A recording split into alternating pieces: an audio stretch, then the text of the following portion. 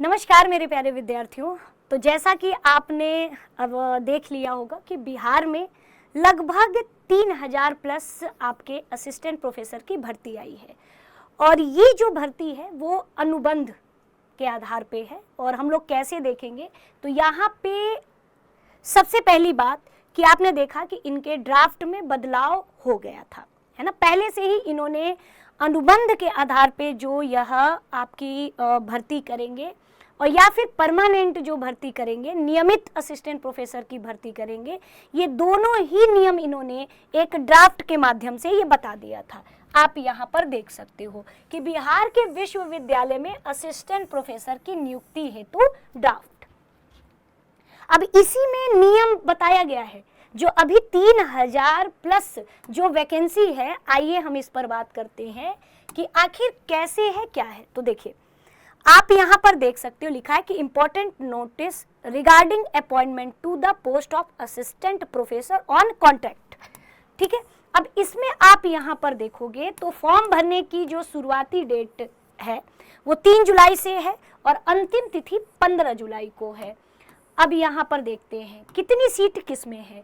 हिंदी में आप देखोगे तो 625 नंबर ऑफ पोस्ट है, इकोनॉमिक्स में 597 है, हिस्ट्री आपकी 662 है, पॉलिटिकल साइंस में भी है 596, इंग्लिश में 674 और सोशियोलॉजी में 533। ये पूरा है और ये सारे आपके क्या हैं तो कॉन्ट्रैक्ट बेस पर आपके ये असिस्टेंट प्रोफेसर की नियुक्ति है। अब इसमें हम लोग इस पर बात करेंगे कि आखिर सबसे पहले तो ये हमारे दिमाग में आता है कि फॉर्म भर कौन सकता है। तो जैसे देखिए, यदि आपने पीजी किया है, और ध्यान रखिएगा स्टूडेंट्स कि यदि आपने पीजी किया है और न्यूनतम आपका 55% अंक है और साथ में यूजीसी नेट है या फिर आपका स्लेट है स्टेट का या फिर आप बेट, ये इनमें से है तो आप फॉर्म भर सकते हैं। हालांकि बेट का एग्जाम अभी नहीं है। कुल मिलाकर के अगर आपका यूजीसी नेट है और पीजी आप हैं संबंधित विषय से, जिस विषय की पोस्ट है, तो मतलब कि आप फॉर्म भर सकते हैं। हालांकि अब आपके मन में आएगा कि मैम क्या 55% अगर नहीं है तो क्या। तो देखो, अंकों में छूट दी गई है। यदि बिहार राज्य के मूल निवासी हैं और आप SC ST non creamy layer EBC और BC नॉन क्रीमी लेयर और देश के किसी भी राज्य के दिव्यांग, तो देखो, यदि आप बिहार स्टेट के SC ST हैं या फिर अदर स्टेट के पूरा अगर हम देखें तो पूरे भारत में कहीं भी राज्य से अगर आप आ रहे हैं और आप फिजिकली यानी कि आप दिव्यांग हैं, तो मतलब कि आपको 5% न्यूनतम अंक में पीजी में आपको छूट दी जाएगी। ऐसे कैंडिडेट के 50% न्यूनतम अंक होने चाहिए पीजी में। ठीक है, तो ये ध्यान रखिएगा। और बाकी पात्रता परीक्षा आपको पास करनी होगी या आपने पास की होगी। उम्मीदवार का नेट या स्लेट या सेट कहा जाता है स्टेट का, ये उत्तीर्ण होना चाहिए। स्लेट या सेट अलग अलग जगहों पे अलग अलग नाम।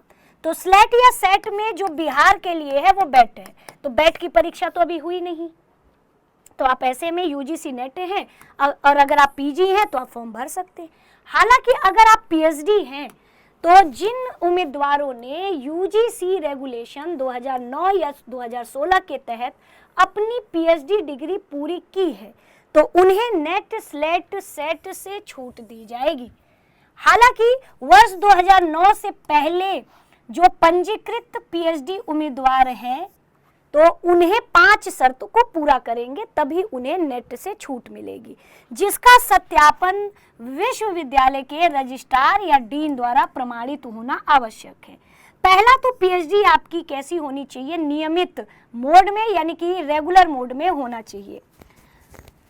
शोध प्रबंध यानी थीसिस का मूल्यांकन कम से कम 2 बाहरी परीक्षकों के द्वारा किया गया हो। उम्मीदवार का ओपन वाइवा यानी खुली मौखिक परीक्षा का आयोजन हुआ हो। पीएचडी शोध कार्य से कम 2 वर्ष पत्र प्रकाशित हुए हो।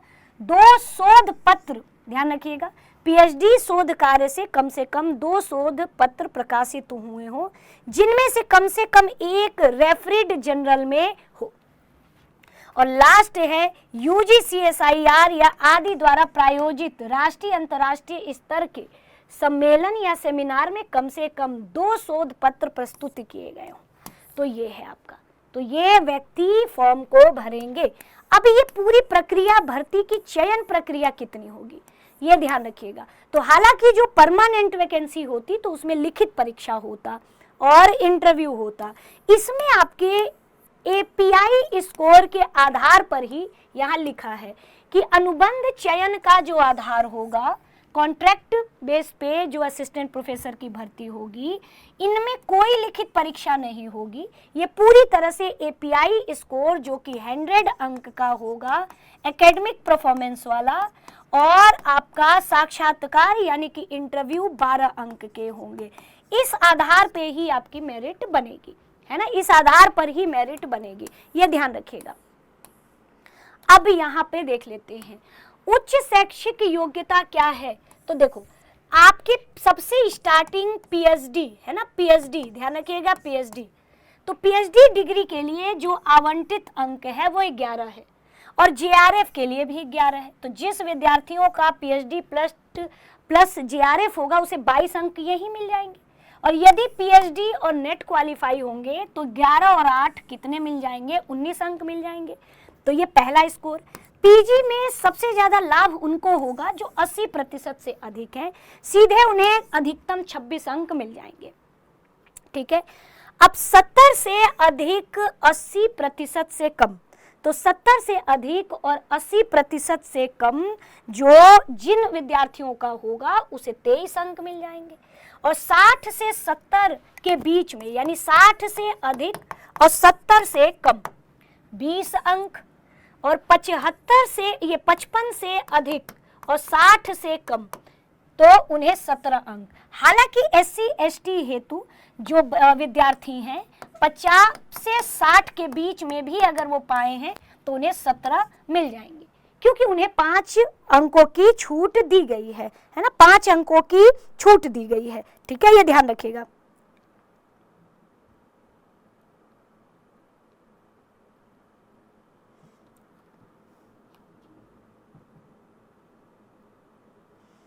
चलिए अगला देखिए, तो ये देखिए, तो सीधे यहाँ पे अंक मिल गए। अब ग्रेजुएशन, तो ग्रेजुएशन में 80% से अधिक है तो 17 अंक, 70 से 80 के बीच में यानी 70 से अधिक 80 से कम तो 15 अंक, 60 से अधिक 70 से कम तो 13 अंक, 55 से अधिक और 60 से कम मतलब 11, और यदि 45 से अधिक लेकिन 55% से कम है तो 9 अंक, और यदि 45% से कम है तो कोई अंक आपको नहीं मिलेंगे यानी 0 अंक आपको मिलेंगे, ठीक है। अब इंटरमीडिएट में सभी उत्तीर्ण छात्र को प्रतिशत के आधार पर यहाँ पे एक सूत्र है, उस हिसाब से उन्हें अंक मिलेगा,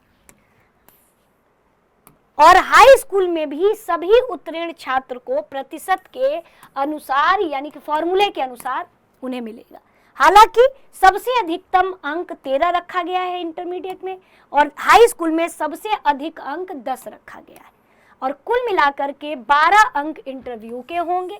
तो पहले तो आपको इंटरव्यू के लिए तब होगा जब पूरे API स्कोर का कैलकुलेट करके हर विद्यार्थी का जो है कट ऑफ बेस पे, फिर उसके बाद आपका एक मेरिट मेधा सूची बनेगी, उसके बाद फिर इंटरव्यू में आपके 12 अंक में 6 अंक टीचिंग स्किल का प्रदर्शन होगा, वो भी अनिवार्य वीडियो रिकॉर्डिंग होगी, आपका एक तरह से डेमो टीचिंग होगा, और 6 अंक साक्षात्कार समिति के साथ आपकी यानी इंटरव्यू जो कमेटी होगी उसके साथ आपकी क्या होगी, बातचीत होगी।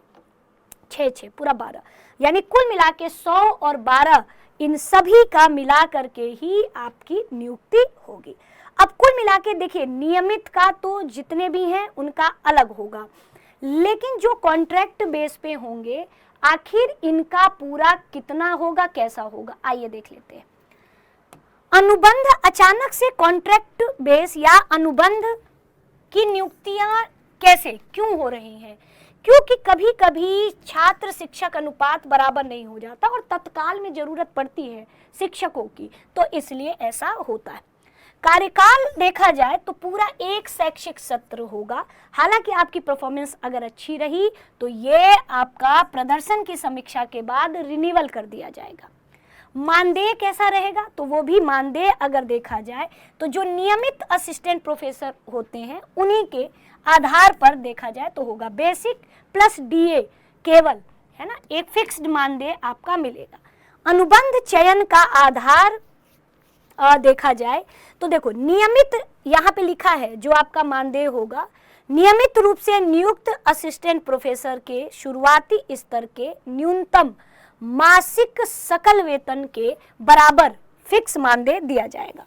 अनुबंध चयन का आधार हमने आपको बता दिया। तो ये पूरी जानकारी थी जो बेसिक एक आपको होनी चाहिए। तो यदि आपके मन में कोई संशय हो तो 8750187501 पे भी कॉल करके जानकारी प्राप्त कर सकते हैं। हालांकि कमेंट में भी आप लिख दोगे तो उससे भी जानकारी आपको मिल जाएगी। बाकी दृष्टि टीचिंग एग्जाम यूट्यूब चैनल से बने रहने के लिए आप सभी का तहे दिल से धन्यवाद।